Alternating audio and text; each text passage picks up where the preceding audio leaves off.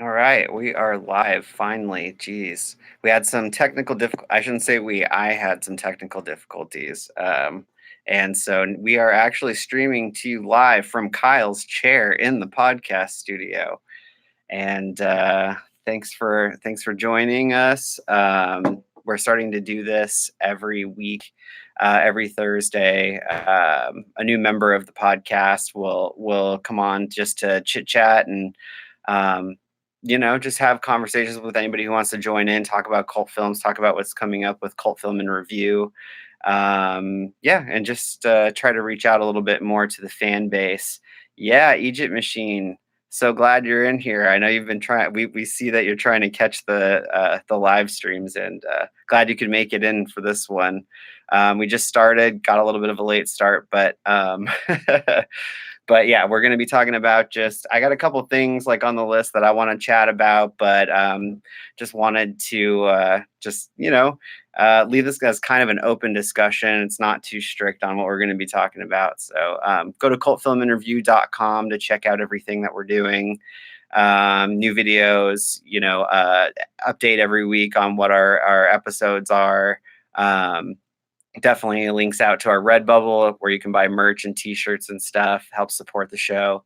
And links to all of our social media accounts, Twitter, Facebook, Instagram. We're on all of that too. So welcome to the Thursday night live stream. I'm Chris, one of the four hosts of Cult Film in Review, the podcast where we discuss the films you love but nobody else gets, and we see if they still hold up. We're moving into tonight. We're going to be recording a new episode. It's a film that I actually thought it would have been brought up a lot earlier on the show because it's like I think it's a pretty well-known one. Battle Royale is what we're going to be talking about tonight on the show. So stick around next week for that episode and see what we all thought of that one. I'm curious to find out if it's anybody's first time watching Battle Royale. My guess is no, but who knows? So, anyways, I was reading some articles on, I think it was Bloody Disgusting, and yep, it's the Japanese one. It's the Japanese Battle Royale. It was one of my first picks. Spoiler, that's Kyle. It was, and this is Kyle's pick tonight too. So I don't know. I might have been a fan pick as well. We've gotten a ton of fan picks or a ton of fan requests. And if you want to go leave a request, a film for us to review, you can do it on the website, www.cultfilminterview.com. We have a ton to go through, but a lot of them line up with things that we would probably have actually chosen anyways. So tonight's Battle Royale, we're talking about it. Last week we did But I'm a Cheerleader, which was it was a fan pick, but it was also a film that Cody felt really passionate about because it's something that affected him when he first saw it. So it just kind of works out nicely. People who are sort of in this genre, all mine, Chris. How dare you? Are you talking about Battle Royale? I did. Yeah, that was. Oh, okay. No fan pick. Just Kyle's pick on that one. So sorry, Kyle. I don't want to take any of that glory away from you. This is all Kyle's pick for the record. So, anyways, remember to like and subscribe to the YouTube page. It's something that we're starting to do. It's new. And we're just going to try to build it slowly. Every week we have a new episode of In the Studio that comes out, which is basically the podcast, but just in live form. It's not live, but the episodes that you get on iTunes are like the most polished version of the episode, and the In the Studio ones typically you get a little more behind the scenes stuff in there, and you can actually watch reactions and stuff, things that you wouldn't really get just through the audio podcast. So In the Studios come out every Thursday, and then just remember to like and subscribe to and share if you can. Helps us climb those charts, as Cody likes to say. So I read, anyways, back to what I was saying on Bloody Disgusting. I read that James Wan is connected to the new Mortal Kombat that they're doing, and I thought that was interesting. I know James Wan has his hands in a lot of things. It's not just horror, even though he's kind of known for like sort of the more modern horror stuff. Um, but yeah, he's going to be connected to the new Mortal Kombat, and it made me think back about the old Mortal Kombat and how much I don't remember about that movie. But I do remember that I went to see it probably 2 or 3 times in the theater. You know, I was right at that age when Mortal Kombat came out. It was like the most amazing video game, that you could own or that you could play. And I even remember in like, those free days in elementary school when your teacher would rent the TV, and they would allow you to bring in like your gaming systems, and kids would be bringing in Mortal Kombat and all that, and Street Fighter, and like Primal Rage and stuff like that. I'm like, man, could kids get away with that now in school? I don't know. Like, it was all just fun back then, but if you think about it, it's like Mortal Kombat was a pretty violent game. So, but the thing I kind of always worry about with like these new adaptations of films is like, so the effects, I'm sure in the original Mortal Kombat the effects are probably like the main thing the film suffers from, is maybe they just are such shit at this point that it makes the movie totally goofy. But like the same can be said for films that rely way too much on CG, like to create things. Like, I don't know that that's going to necessarily age that well either. Already, I think people can easily tell the difference. Even the untrained like movie watcher can tell the difference between something that's practical and something that is created CG. And there's a lot of crazy things that need to happen to create the Mortal Kombat universe, and I think that might lend itself to too much CG. And I don't know, that would just turn me off personally. I would like to see a lot more like practical things done, but um but yeah, James Wan connected to that. Like, I don't have a problem with that. Like, could be a lot worse. There's been some good James Wan stuff that's come out. So um, he's also he's doing an untitled horror movie. So they're starting to leak out, um, a little bit of information like about this untitled horror film that's going, like, they're trying to do a completely new thing with it, but yet give zero detail about that. So yeah, totally newsworthy, I guess. Um, Scary stories. A personal favorite of mine, Scary Stories to Tell in the Dark books from the 90s. They're coming out with the film adaptation on the 9th, I believe, which is next week. And it's been a long time coming. I remember years ago talking about, like, why has nobody done this? Why has nobody adapted these into something yet? It's such classic, imagery that anybody that grew up in like the 90s absolutely was influenced by, especially if you're a horror fan today. I think that this is how you got away with that little obsession. Like, while you were in school, you go to the library, and in the back corner was, the Scary Stories to Tell in the Dark books, and you'd always go and there'd only be like one there, maybe two there.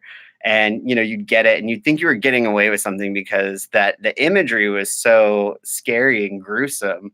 And to me, that was like, I've often said on the show that my parents tried to keep me away from horror films and rated R movies as long as they could. But I found ways to get my fill, like, and Scary Stories to Tell in the Dark was definitely one of those. So the adaptation's coming out. I never like to get too excited about anything right out the gate, and I don't like to fall into the hype either. I've often been criticized for, you know, kind of talking shit on Hereditary and like these, Midsummer. Like, I don't want to fall into the trap of being like, everybody's like, "Oh my god, it's so amazing," just because it's the new thing that's out right now. But then in 2 months, nobody's even going to remember or talk about it. It's not going to like live on. So I like to give it some time for the steam to wear off, and then dive into it. So, But with this one, with Scary Stories, I'm super excited. I'm probably going to go see it right away. But I'm not going into it with super high expectations because I would rather be surprised. I would rather be surprised than disappointed. So I am looking forward to it. I'm interested to see how many stories they actually captured in I don't know, what is it, maybe a 2-hour movie max. So, and it looks like they haven't used any actors or actresses that I personally recognize, and I always like that. I feel like sometimes when you put well-known actors or actresses and things, people already go in with like an idea of or a feeling about the film based on the cast. Um, so yeah, Scary Stories to Tell in the Dark comes out August 9th. Um, and I'll be curious to see what happens with that. If it just totally gets buried and forgotten about, or if it actually, turns into something to be rewatched. That's kind of I feel like the bummer about a lot of movies that come out today, like modern films, is the rewatchability of a film. And a lot of what keeps the cult films alive that we all love is that we can keep going back and rewatching them, showing them to people, talking about them, dissecting them more. And, maybe I just don't see it right now because we're living in it, but it's hard for me to pick out a lot of films that are coming out currently that I feel like have that lasting power or that will resurface and becomes more than what it was, when it originally came out. But then again, not a lot of people see that coming anyways. So it's just something that naturally rises to the top. Um, but yeah, it's cult films, man. Rewatchability. That's a big one for sure. Um, I want to go. I also pulled up on Film Threat. They did an article about like the 10 most disturbing films that are on, I think that came out in the last 10 years. And I just thought that would be an interesting thing to kind of talk about. So bear with me here. Oh, this isn't my computer, so I'm not going to find it like that. Anyways, I know a couple of them that were on there. I think Antichrist was definitely one that was listed, and that always seems to be on all the lists. Lars von Trier tends to be a pretty like polarizing director, and uh, often I've said I leave his films feeling like I don't love them, and then um, a few days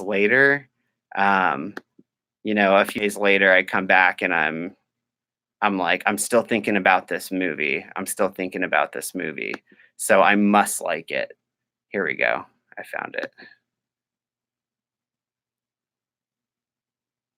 Yeah, so 10 Film Threat's 10 most must-see, disturbing, divisive, and hard-to-watch movies of the last 10 years. Antichrist, first on the list. That movie, I would say didn't necessarily like I guess it did disturb me. It didn't shock me too much. There was a couple scenes like that were super graphic, and I guess, yeah, that would be shocking because of the graphic nature of it. But at the same time, like I feel like that movie is more about mood and drama, and then you kind of get hit with some disturbing shit, like just right at the very end. I guess it's a lot of movies now that I think about it, but Antichrist, good movie. I guess I don't think that it's like I don't know if it's my favorite in of Lars von Trier's, but I could see why people would think it's disturbing because it just has such a dark tone over the whole thing. So, where does Hackers rank on most disturbing? Uh, Not too disturbing, definitely a little divisive, at least in this room. So, I would say that that ranks pretty low. All right, Mother was another one that was on the list, which came out in 2017. That was the Darren Aronofsky film. And I really enjoyed this movie. I waited a while to see this. I didn't go run to see it in the theaters or, jump on it when everybody was into it. I thought I want to wait till the hype dies down. I did, and I think I liked it so much more because of that. Because there was a lot of people saying like, "Oh, the ending, it's too much, it's too this, it's too that," and then by the time I got around to seeing it, I forgot about all that buzz, and I went into it fresh. And honestly, I wouldn't say it was disturbing; it was exhausting. By the time that that movie was over, I felt like I had run a marathon, and that because, and I'm, of course, that's the emotion that they want you to get from the chaos that that movie becomes. And I can never knock Aronofsky. I wouldn't say I'm a super fan, but like he makes some great movies, and he's very like I feel like it was influential in a lot of ways, and has made some very powerful films with some deep messages. And so can't discredit can't discredit that in any way. See, we got Climax on the list, which was what Gaspar Noé. Um, I didn't see Climax. I saw Irreversible. I bought Irreversible before I even watched it, just because I was dying to see it. It was on John Waters' list for a long time of some of his favorite films, and I was like, you know what? I'm just gonna blind buy.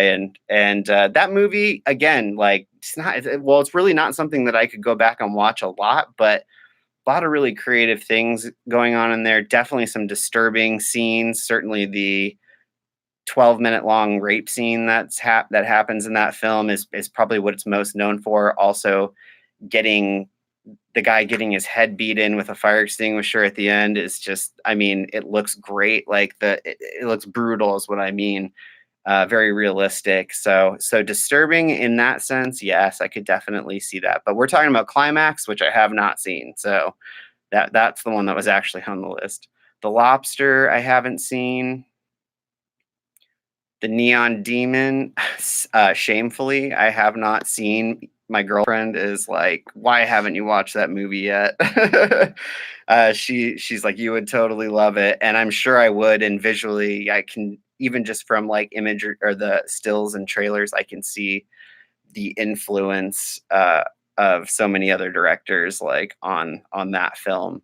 And I'm definitely, it's on the list. It's just sometimes there's just too many things to watch. Like I got to have time for my alien UFO documentaries, and sometimes that cuts into time watching potential disturbing or cult films. All right. Under the Skin was another one that was on the list. That was from 2013 with Scarlett Johansson, and that was I drug my girlfriend to go see that with me, and she was of course like, "What the fuck are we watching?"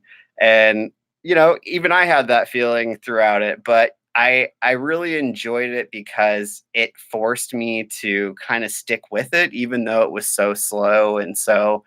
Um, just dreary, just a dreary movie. But, I thought it was brave of Scarlett Johansson to kind of do a movie like this, because she is such a well known actress, and she doesn't need to do creative, weird, artsy movies. Like, that's not something that like she would have to do unless she was really interested. And I feel like she probably understands a lot of the influences that were going on with Under the Skin. So I think it's really awesome that she did it. As far as it being disturbing, I guess no, I didn't find it too disturbing. Just definitely more of like an art film. Goodnight Mommy, I have not seen. That's also on the list. Borgman, I haven't seen. The Act of Killing, I haven't seen. Lots of stuff. Raw, I have seen, and I really enjoyed Raw.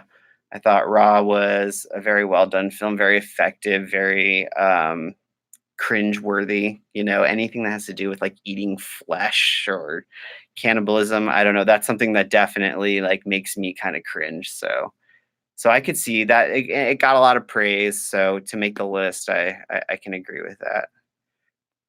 Let's see, is there anything else?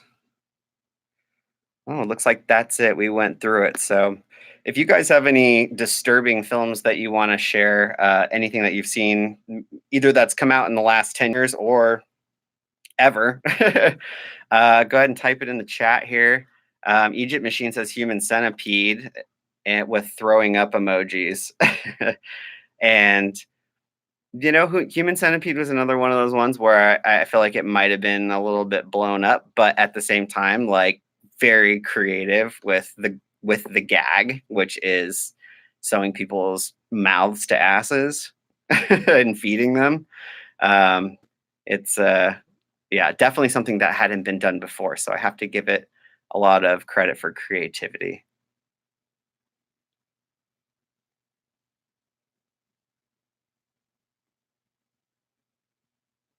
I unfortunately watched the first and second. Have opted not to watch the third. Oh, for a human centipede. Okay. The third, from what I hear, is like the most out there, and maybe like one of those sequels will eventually become some kind of weird cult film because they're just so, like I feel like it very much strays from like the original vibe and ends up going kind of like hardcore gore and um, I wouldn't say darker, maybe sillier. I don't know.